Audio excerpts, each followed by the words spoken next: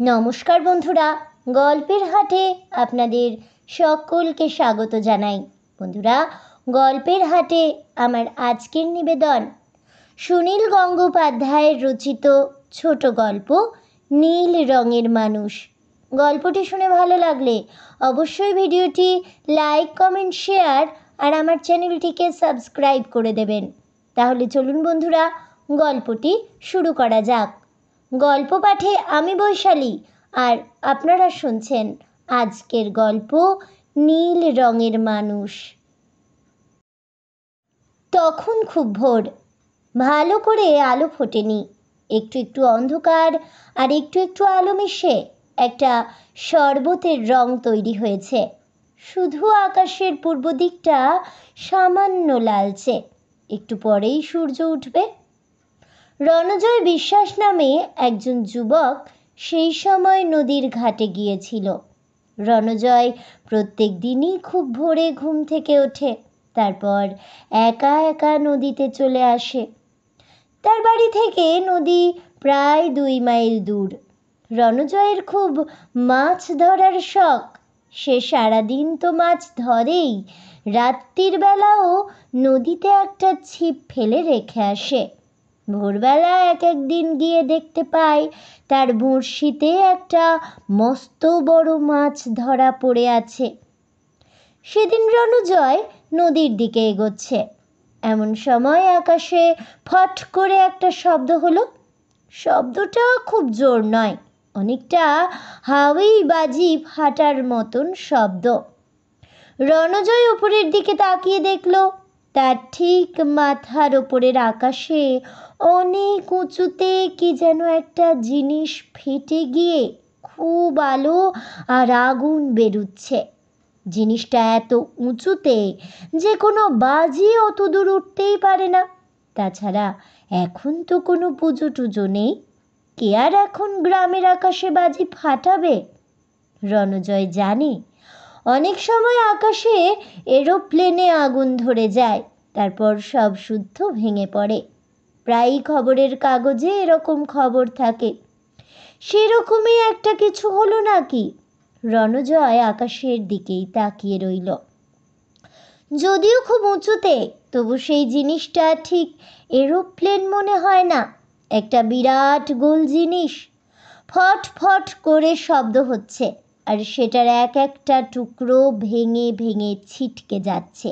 যদি হঠাৎ টুকরো একটা মাথায় এসে পড়ে, সেই ভয়ে রণজয় দৌড়ে একটা তেঁতুল গাছের নিচে দাঁড়ালো। তবু সে ওপরের দিকে না তাকিয়ে পারল না। এরপর সে আরও একটা আশ্চর্য জিনিস দেখল। সেই গোল জিনিসটা যখন একেবারে টুকরো টুকরো হয়ে গেল, তখন দেখা গেল সেটা থেকে বেরিয়ে কয়েকজন মানুষ হাওয়ায় ভাসছে। এত দূর থেকে তাদের খুবই ছোট দেখালেও বোঝা যায় ওগুলো কোনো পাখি নয়।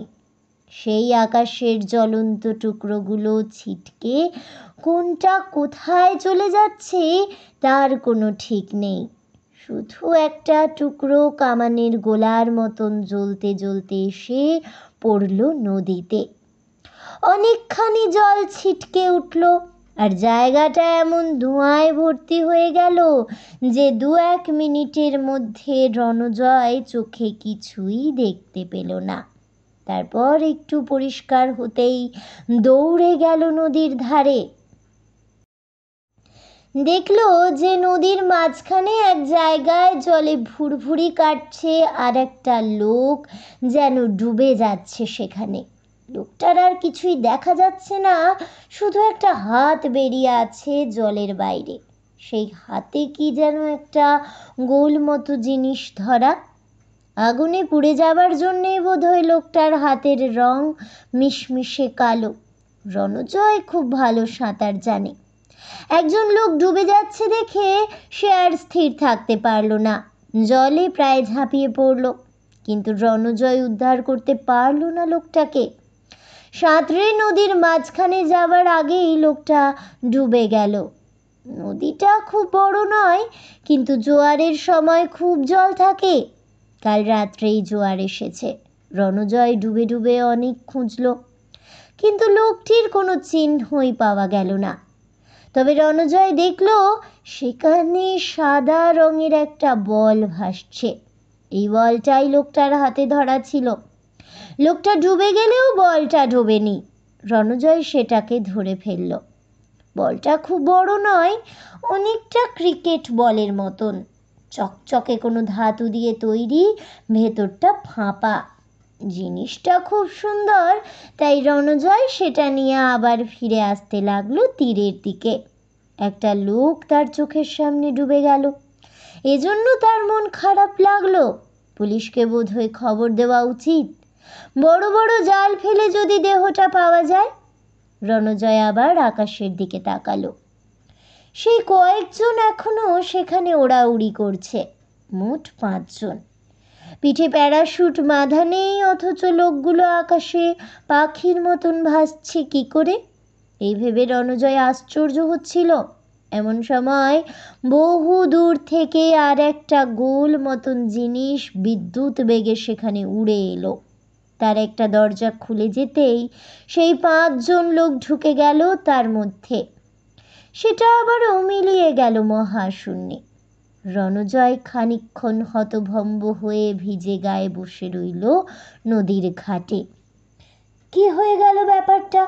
গোল মতন জিনিসগুলো কি? মানুষ আকাশে ভাসে কি করে? ওরা কোথা থেকে এলো? কোথায় বা চলে গেল? ওদের মধ্যে একজন আবার জলে ডুবে গেল কেন? সব ব্যাপারটাই কি স্বপ্ন? কিন্তু স্বপ্ন হতে পারে না। রণজয়ের হাতে রয়েছে সেই বলটা।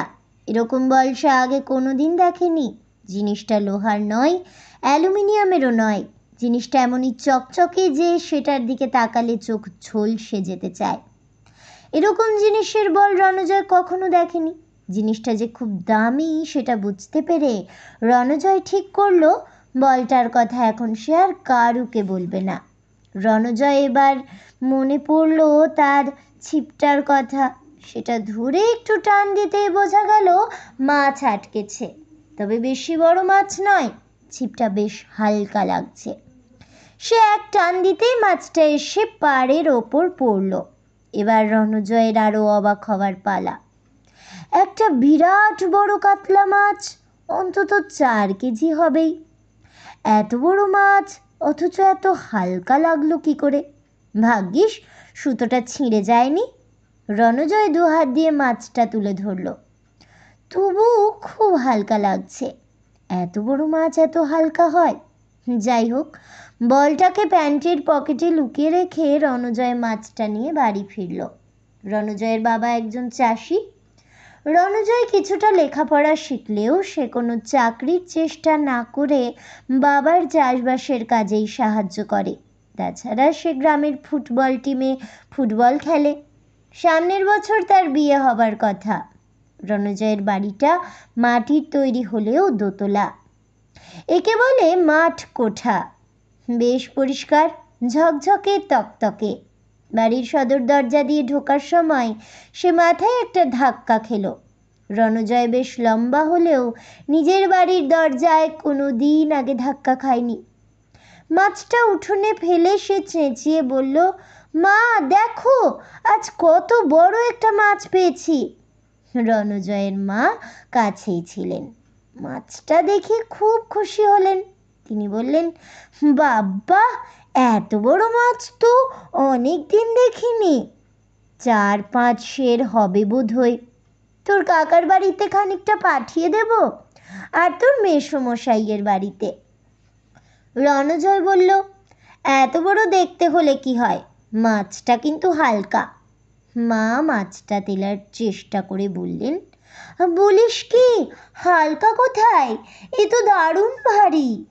রণজয় অবলীলাক্রমে এক হাতে মাছটা ধরে উঁচু করে বলল, এই যে দেখছো কিরকম হালকা। মা অবাক হয়ে রণজয়ের দিকে তাকিয়ে রইলেন। তিনি মাছটা দেখছেন না, রণজয়ের মুখখানা দেখছেন।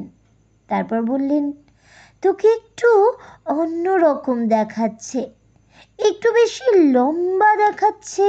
কেন রে? রণজয় হেসে বলল, আমি কি এক সকালের মধ্যে লম্বা হয়ে গেলাম নাকি? মা বললেন, হ্যাঁ কি জানি বাপু, কীরকম যেন লাগছে। তুই কোথাও পড়ে টরে গিয়েছিলি নাকি? কপালে নীল রং হয়ে গেল কি করে? রণজয় একটু আগে ধাক্কা খেয়েছে মাথার মাঝখানে, তার কপালে নীল রং হবে কি করে? সে অবিশ্বাস করে কপালে হাত দিল। না, কপালে কোনো ব্যথা ট্যাথা নেই তো। মা বললেন, যা আয়নায় দেখে আয়। অনেকখানি নীল রং হয়ে গেছে। রণজয় উঠে গেল দোতলার ঘরে। আয়নার সামনে দাঁড়িয়ে দেখল সত্যিই তার কপালে একটা হালকা নীল রঙের ছাপ পড়েছে। শুধু কপালে নয়, তার মুখে আর গলাতেও যেন হালকা নীল রঙের ভাব। সহজে বোঝা যাবে না, কিন্তু রণজয় আয়নার কাছে মুখ এনে স্পষ্ট দেখতে পাচ্ছে। আর মায়েরা তো ছেলেদের শরীরে যে কোনো বদল দেখলেই বুঝতে পারেন। রণজয় হাত দিয়ে ঘষল কপালটা, হাতে কোনো রং লাগলো না। তাহলে কপালটা নীল হয়ে গেল কি করে? আর একটা ব্যাপারেও রণজয় খুব অবাক হয়ে গেল। দেয়ালে ঝোলানো আয়নাটার সামনে দাঁড়ালেই সে তার মুখ দেখতে পেয়েছে সব সময়, কিন্তু এখন তাকে ঝুঁকে নিচু হয়ে দেখতে হচ্ছে। আয়নাটা তো ঠিক এক জায়গাতেই আছে, তাহলে সে কি হঠাৎ খানিকটা লম্বা হয়ে গেল? এ আবার কি অদ্ভুত ব্যাপার! রণজয় পকেট থেকে সেই বলটা বার করল। বলটাকে দেখলেই মনে হয় খুব দামি। জিনিসটা এত চকচকে যেন মনে হয় ওর গা থেকে আলো ঠিকরে পড়ছে। তাছাড়া মনে হচ্ছে যেন ওটার মধ্যে কিছু একটা শব্দ হচ্ছে। ভালো করে শোনার জন্য রণজয় বলটা কানের কাছে নিয়ে এলো। ঘড়ির মতন ঠিক ঠিক শব্দ হচ্ছে ঠিকই, তবে খুবই আস্তে। তাহলে এটা বল নয়, কিছু একটা যন্ত্র। সেটা হাতে নিয়ে রণজয় ধপ করে খাটের ওপর বসে পড়ে চিন্তা করতে লাগলো। ব্যাপারটা তাহলে কি দাঁড়ালো? আকাশ থেকে একটা লোক এই যন্ত্রটা হাতে নিয়ে খসে পড়ল নদীতে। বাকি লোকগুলো হাওয়ায় উঠছিল। তারপর একটা গোল জিনিস এসে নিয়ে গেল তাদের। এসব কিছুর মানে কি?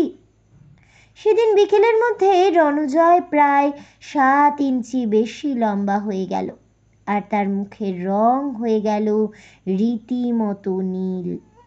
তার বুক হাত পায়েও নীল নীল ছোপ। তার বাড়ির সবাই এই ব্যাপার দেখে খুব ভয় পেয়ে গেছে। নিশ্চয়ই কোনো কঠিন অসুখ করেছে রণজয়ের, যদিও অসুখের অন্য কোনো চিহ্ন তো নেই। তার গায়ের জোর হঠাৎ বেড়ে গেছে অসম্ভব। সে একটা লোহার সিন্দুকও এক হাতে তুলতে পারে। সকালবেলায় অত বড় মাছটা ওই জন্যই তার কাছে অত হালকা লেগেছিল। নীল রঙের মুখ নিয়ে লজ্জায় সেদিন রণজয় আর বাড়ি থেকে বেরোলো না। শুয়ে শুয়ে আকাশ পাতাল ভাবতে লাগলো। সে কি স্বপ্ন দেখছে, না সত্যি এসব কিছু হয়েছে? কিন্তু বলের মতন যন্ত্রটা যে হাতে রয়েছে, সেটা তো স্বপ্ন নয়। এই বলটার কথা রণজয় কারুকে এখনো বলেইনি। একবার তার মনে হলো এই বলটা নিশ্চয়ই অপয়া, এটাকে ছুঁড়ে ফেলে দিলে নিশ্চয়ই আবার সব কিছু আগের মতো হয়ে যাবে। কিন্তু জিনিসটা এত সুন্দর যে কিছুতেই ফেলতে ইচ্ছে করে না। রণজয়ের বাবা ডাক্তার ডাকতে চেয়েছিল, কিন্তু সে কিছুতেই রাজি হয়নি। ডাক্তার এসে তাকে দেখে গেলে সবাই জেনে যাবে তার কথা। তার মুখের রং নীল হয়ে গেছে শুনে সবাই দেখতে আসবে তাকে। তাকে সবাই দেখে যদি হাসে, সে পরে কলকাতায় গিয়ে বড় ডাক্তার দেখাবে। তাড়াতাড়ি খেয়ে নিয়ে রণজয় সেদিন নিজের ঘরের আলো নিভিয়ে শুয়ে পড়ল। যতবার সে আয়নায় মুখ দেখেছে, ততবার মনে হয়েছে তার মুখখানা বেশি রকম নীল হয়ে যাচ্ছে। তবে লম্বায় আর বাড়েনি, সেই 7 ইঞ্চিতেই থেমে আছে। বলটাকে সে রেখেছে তার টেবিলের ড্রয়ারে। রাত্রির বেলা চারিদিক নিস্তব্ধ হয়ে যাওয়ার পর রণজয় খাটে শুয়েও শুনতে পাচ্ছে সেটার ঝিকঝিক শব্দ। শব্দটা যেন বেড়ে যাচ্ছে মনে হয়। রণজয় আরও একবার ড্রয়ার খুলে বলটাকে দেখল। এবার আবার একটা অদ্ভুত ব্যাপার ঘটছে। বলটা আপনি আপনি ঘুরছে, আর সেটা থেকে ঝলকে ঝলকে আলো বেরোচ্ছে। ঠিক যেন কিসের সিগন্যাল দিচ্ছে। সেটাকে হাত দিতে রণজয়ের ভয় ভয় করতে লাগলো। এটা কোনো সাংঘাতিক যন্ত্র নয় তো? কিংবা বোমা টোমা যদি হয়? আজকাল মানুষ কত রকম যন্ত্র বানাচ্ছে। আমেরিকান আর রাশিয়ানরা মহাশূন্যে কত রকম পরীক্ষা যে চালাচ্ছে তার ঠিক নেই। সেরকমই একটা কোনো রকেট ভেঙে পড়েনি তো? কিন্তু এই যন্ত্রটা হাতে নিয়ে যে লোকটা জলে ডুবে যাচ্ছিল সে তো সাহেব নয়, তার গায়ের রং কালো ছিল। হঠাৎ রণজয়ের খেয়াল হলো বোধহয় লোকটা কালো ছিল না, ওর গায়ের রং ছিল নীল। ভোরবেলার পাতলা আলোয় রণজয় ঠিক দেখতে পায়নি। অজানা ভয়ে শিউরে উঠল রণজয়। আলো জেলে আবার মুখটা দেখল। সে এখন পুরোপুরি নীল রঙের মানুষ হয়ে গেছে। হঠাৎ রাগের চোটে রণজয় বলটা তুলে নিয়ে এক আছাড় মারল মেঝেতে, কিন্তু সেটা ভাঙল না, একটু তুবড়েও গেল না। সবচেয়ে আশ্চর্যের কথা, সেটা মাটিতে লাগলেও শব্দ হলো না একটুও। রণজয় আরও কয়েকবার বলটা নিয়ে ড্রপ খাওয়ালো। না, এটাতে শব্দ হয় না। এটা সত্যি একটা অদ্ভুত জিনিস। রণজয় ঠিক করলো এই যন্ত্রটা নিয়ে কোনো বৈজ্ঞানিককে দেখাতে হবে। তাদের গ্রামেরই একটি ছেলের নাম অভিজিৎ। সে বিজ্ঞানে খুব ভালো ছাত্র। এখন সে বসু বিজ্ঞান মন্দিরে গবেষণা করে। রণজয় কালই তার কাছে সব কথা খুলে বলবে। কি মনে হলো রণজয় ঘর থেকে বেরিয়ে পড়লো বলটা হাতে নিয়ে। নেমে এলো নিচে। মাঝরাত, সবাই এখন ঘুমোচ্ছে। উঠোনে একটা শাবল পড়েছিল, সেটা তুলে নিয়ে চলে এলো বাড়ির বাইরে। খানিকটা দূর গিয়ে একটা তাল গাছের নিচে বসে পড়ে মাটিতে খুঁড়তে লাগলো। বেশ বড় একটা গর্ত খোঁড়ার পর বলটাকে তার মধ্যে রেখে মাটি চাপা দিল। গর্তটাকে ভালো করে বুঝিয়ে নিশ্চিত হলো রণজয়। মাটিতে কান ঠেকিয়ে সে দেখতে চাইল শব্দটা আর শোনা যায় কিনা। না, আর কোনো শব্দ নেই। রণজয় উঠে দাঁড়িয়ে গায়ের ধুলোটা ঝেড়ে বাড়ি ফেরার জন্য যেই পা বাড়িয়েছে অমনি রণজয় বেশ সাহসী ছেলে।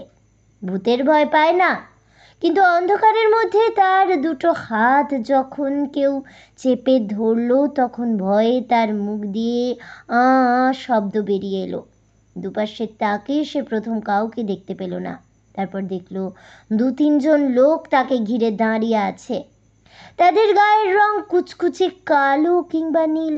তাদের একজন সরু পেন্সিলের মতন একটা টর্চ জ্বাললো, তারপর মাটি খুঁড়তে লাগলো। একটুক্ষণের মধ্যেই সে বার করে ফেললো সেই বলটা। বলটা থেকে তখনও সেরকম একটা আলোর সিগন্যাল বেরোচ্ছে। আর 2জন লোক রণজয়কে এমন চেপে ধরে আছে যেন সে একটা চোর। কিন্তু রণজয় তো কিচ্ছু চুরি করেনি।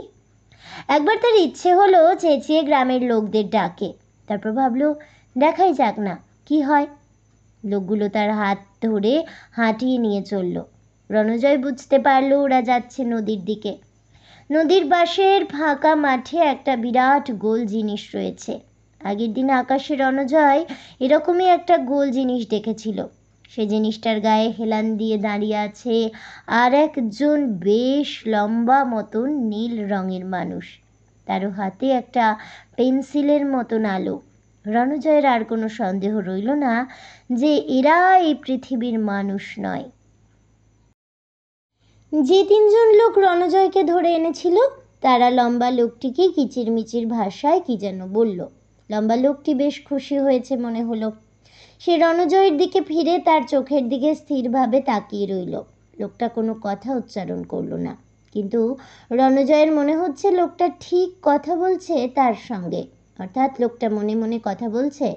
রণজয় ঠিক বুঝতে পারছে। লোকটা বলছে, হে পৃথিবীর মানুষ, নমস্কার।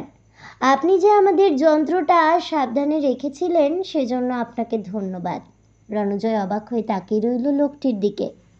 লোকটি আবার মনে মনে বলল, হে পৃথিবীর মানুষ, আপনার কোনো ভয় নেই, আপনি আমার সঙ্গে চলুন। রণজয় এবার জিজ্ঞেস করল, আপনারা কে? লোকটি বলল, আমরা অনেক দূর থেকে এসেছি, আপনাদের চন্দ্র সূর্য থেকেও অনেক দূরে 7 নম্বর গ্রহ বলয় থেকে। লোকটি তারপর সেই গোল জিনিসটার একটা দরজা খুলে বলল, আসুন, আপনাকে যেতে হবে আমাদের সঙ্গে। রণজয় বলল, কেন? আমি তোমাদের সঙ্গে যাব কেন? আপনাদের জিনিস তো ফেরত পেয়ে গেছেন। লোকটি বলল, আপনি আর এখানে থেকে কি করবেন? আপনি তো আর পৃথিবীর মানুষ নেই, আপনি তো এখন আমাদেরই একজন হয়ে গেছেন। রণজয় রেগে গিয়ে বলল, তার মানে? লোকটি বলল, আপনি রাগ করছেন কেন? আপনি নিজের চেহারা দেখেছেন? আপনার চেহারা বদলে গেছে। আপনি আমাদের যন্ত্রটা ছুঁয়েছিলেন, সেটা থেকে অতি নীল রশ্মি আপনার গায়ে লেগেছে। আপনাকে দেখলে পৃথিবীর মানুষ এখন ভয় পাবে। আপনাকে আর এখানে কেউ আপন করে নেবে না। আপনি চলুন আমাদের সঙ্গে। রণজয় বলল, না, আমি যাব না। আমার বাবা মাকে কিছু না বলে আমি চলে যাব আপনাদের সঙ্গে? তা হয় নাকি? লোকটি বলল, বাবা মা কি? বাবা মা কাকে বলে? রণজয় বলল, বাবা মা কাদের বলে আপনি জানেন না? আপনি কীরকম মানুষ? লোকটি হাসতে হাসতে বলল, আমি তো মানুষ নই। আমাদের ওখানে বাবা মা বলে কিচ্ছু নেই। রণজয়ের পাশের একজন লোক এই সময় তাকে ঠেলে সামনের দিকে নিয়ে যাবার চেষ্টা করলো। রণজয় একটা ঝটকা দিয়ে নিজের হাত ছাড়িয়ে নিয়ে ধাক্কা দিয়ে লোকটিকে মাটিতে ফেলে দিয়ে বলল, খবরদার, আর আমার কাছে গায়ের জোর দেখাতে আসবেন না। মাটিতে পড়ে যাওয়ার লোকটি কোমর থেকে একটা পিস্তলের মতন অস্ত্র টেনে বার করলো। লম্বা লোকটি তাড়াতাড়ি এগিয়ে এসে হাত তুলে নিষেধ করলো তাকে। রণজয়ের চোখে চোখ রেখে বলল, আমাদের সঙ্গে জোর করে লাভ নেই। এই দেখুন। লোকটি তার হাতের পেন্সিলের মতন আলোটা একটা তেঁতুল গাছের দিকে ফিরিয়ে একটা বোতাম টিপল। সেটা থেকে এক ঝলক আগুন বেরিয়ে চোখের নিমেষে পুড়িয়ে দিল অত বড় গাছটা। অর্থাৎ ওই রকমভাবে ওরা রণজয়কেও পুড়িয়ে ফেলতে পারে। লোকটি আবার বলল, আপনাকে আমরা মারতে চাই না। আমাদের একজন এই পৃথিবীতে জলে ডুবে মারা গেছে, তাই এখান থেকে আমরা একজনকে নিয়ে যাব। তাতে দোষের তো কিচ্ছু নেই। আপনি আপত্তি করছেন কেন? আপনাকে আমরা যত্ন করে রাখবো। রণজয় তবু জোর দিয়ে বলল, আমি যাব না, আমি কিছুতেই যাব না। যেখানকার লোকেরা বাবা মাকে জানেই না, সেরকম অদ্ভুত বিচ্ছিরি জায়গায় আমি কিছুতেই যাব না। লোকটি বলল, আচ্ছা ঠিক আছে, আপনার জন্য আমরা না হয় বাবা মা তৈরি করে দেব, এমন কিছুই শক্ত নয়। রণজয় বলল, বাবা মা আবার তৈরি করা যায় নাকি? কি বুদ্ধি আপনার! এবার দুজন লোক একসঙ্গে চেপে ধরল রণজয়কে। রণজয় একটা ঘুষি মারল একজনের মুখে। সে ছিটকে যেতে রণজয় অন্যজনের পেটে ঢু মারল মাথা দিয়ে। এখন যেন তার গায়ে অসুরের মতন শক্তি। কিন্তু যতই জোর থাক, চারজন একসঙ্গে আক্রমণ করায় সে আর পারল না, পড়ে গেল মাটিতে। একজন তার বুকে চেপে বসে নাকের ওপর ঘুষি মারতেই সব কিছু অন্ধকার হয়ে গেল তার চোখে। রণজয় কয়েক মুহূর্তের জন্য জ্ঞান হারিয়ে ফেলেছিল। আবার চোখ মেলে দেখল লোকগুলো তাকে ছ্যাঁচড়াতে ছ্যাঁচড়াতে নিয়ে যাচ্ছে সেই গোল জিনিসটার দিকে। তারপর ধরাধরি করে তাকে ভেতরে ঢুকিয়ে দিল। রণজয়ের আর নিস্তার নেই। তাকে চলে যেতে হবে কোনো অচেনা অদ্ভুত জায়গায়। এই পৃথিবীকে আর দেখতে পাবে না। লম্বা লোকটি যখন ভেতর থেকে দরজা বন্ধ করতে যাচ্ছে, রণজয় শেষ শক্তিতে লাফ দিয়ে উঠে দাঁড়ালো। লম্বা লোকটিকে এক ধাক্কা দিয়ে সে লাফিয়ে পড়ল মাটিতে। লম্বা লোকটিও নিচে পড়ে গেছে। কিন্তু সে উঠবার আগেই রণজয় দৌড়াতে শুরু করলো নদীর দিকে। হঠাৎ তার মনে পড়েছে, নদীতে ঝাঁপিয়ে পড়লেই সে একমাত্র বেঁচে যেতে পারে। জলের মধ্যে এদের আগুন অস্ত্র কোনো কাজে লাগবে না। তাছাড়া এরা বোধহয় সাঁতার জানে না। এদের একজন জলে ডুবে মরেছে। লম্বা লোকটি রণজয়কে প্রায় ধরে ফেলেছিল। তার আগেই সে ঝাঁপিয়ে পড়ল জলে। সে এত ভালো সাঁতার জানে যে ওরা জলে নামলেও তাকে ধরতে পারবে না। রণজয় এক ডুব দিয়ে চলে গেল জলের গভীরে। অনেকখানি দূরে গিয়ে সে যখন দম নেবার জন্য আবারও মাথা তুলল, দেখতে পেল যে লম্বা লোকটির পাশে অন্য লোকগুলোও এসে দাঁড়িয়েছে, কিন্তু তারা জলে নামেনি। ওরা বিজ্ঞানের এত বেশি উন্নতি করেছে বটে, তবু জলকে ভয় পায়। হয়তো ওদের গ্রহে এরকম নদীই নেই। লোকগুলো কিছুক্ষণ সেইখানে অপেক্ষা করে তারপর আবারও ফিরে গেল গোল জিনিসটার কাছে। একটু বাদেই সেটা উড়তে উড়তে চলে এলো নদীর ওপরে, রণজয়ের ঠিক মাথার কাছে। রণজয় আবার ডুব দিল। শোঁ শোঁ করে ডুব সাঁতার কেটে এগিয়ে যেতে লাগলো স্রোতের সঙ্গে। আবার মাথা তুলতেই গোল জিনিসটা তেড়ে এলো তার দিকে। সেটা থেকে এবার একটা দড়ির ফাঁস ঝুলছে, যেন মাছের মতন রণজয়কে গেঁথে জল থেকে তুলে নেবে। বুক ভর্তি নিঃশ্বাস নিয়ে রণজয় ডুবে গেল অনেক নিচে। বহুক্ষণ পর্যন্ত চলল এই রকম। রণজয় হাঁপিয়ে গেছে, দম ফুরিয়ে যাচ্ছে, তবু সে হার মানবে না। ভোরের আলো ফুটে উঠবার সঙ্গে সঙ্গে এ লড়াই শেষ হলো। গোল জিনিসটা আর অপেক্ষা করল না, সোজা উঠে গেল উপরের দিকে। কি অসম্ভব তীব্র গতি! প্রায় চোখের নিমেষে মিলিয়ে গেল মহাশূন্যে। আরও কিছুক্ষণ অপেক্ষা করার পর নিশ্চিত হয়ে রণজয় আস্তে আস্তে চলে এলো নদীর তীরের দিকে। ওপরে উঠে সে আর দাঁড়িয়ে থাকতে পারল না, এত ক্লান্ত যে সে ধপ করে মাটিতে পড়ে গিয়ে চিত হয়ে শুয়ে পড়ল। আকাশ এখন পরিষ্কার, অল্প অল্প আলো ফুটেছে, তারারা সব বিদায় নিয়েছে। ভোরের আকাশ কি সুন্দর দেখায়, অথচ ওই আকাশে কত রকম রহস্য আছে কে জানে। ওই আকাশে বেড়াতে যেতে কার না ইচ্ছে হয়, কিন্তু ওই লোকগুলো তাকে নিয়ে যেতে চেয়েছিল এমন একটা জায়গায় যেখানে নদী নেই, যেখানকার লোক বাবা মা কাকে বলে তাই জানে না, সেখানকার চেয়ে এই পৃথিবী অনেক ভালো। তারপর রণজয় তাকালো নিজের হাত পায়ের দিকে। তার সারা শরীর এখন নীল, সে এখন আর মানুষের মতন নয়। কেউ আর তাকে আপন করে নেবে না। হয়তো ছেলেরা তাকে দেখে ঢিল ছুঁড়বে, বাচ্চারা তাকে দেখে ভয় পাবে। রণজয়ের কান্না পেয়ে গেল। একা একা খানিকক্ষণ কাঁদল সে, তারপর চোখ মুছে ভাবল, আর যে যাই ভাবুক, আমার মা বাবাও কি আমাকে দূরে সরিয়ে রাখবে? না, তা তো হতেই পারে না। তাহলে বন্ধুরা, আমার আজকের এই গল্পটি শুনে কেমন লাগলো অবশ্যই আমাকে কমেন্টে জানাবেন। ভিডিওটি ভালো লেগে থাকলে লাইক শেয়ার করতে ভুলবেন না। আমার চ্যানেলের নতুন বন্ধু হয়ে থাকলে চ্যানেলটিকে সাবস্ক্রাইব করে দেবেন, পাশে থাকা বেল বাটনটি প্রেস করে রাখবেন নতুন ভিডিওর নোটিফিকেশন পাওয়ার জন্যে। ফিরে আসছি পরবর্তী কোনো গল্প নিয়ে। ততক্ষণ সবাই ভালো থাকুন, সুস্থ থাকুন, আর অবশ্যই সঙ্গে থাকুন আর দেখতে থাকুন গল্পের হাট।